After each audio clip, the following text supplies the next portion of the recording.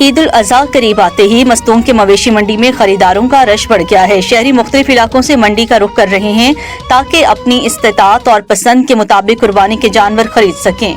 मंडी में बैल, गाय, बकरे और दुम्बे फरोख्त के लिए मौजूद हैं। व्यापारी जानवरों की अच्छी देखभाल और मुनासिब कीमतों का दावा कर रहे हैं, जबकि खरीदार कीमतों में इजाफे पर परेशान दिखाई देते हैं।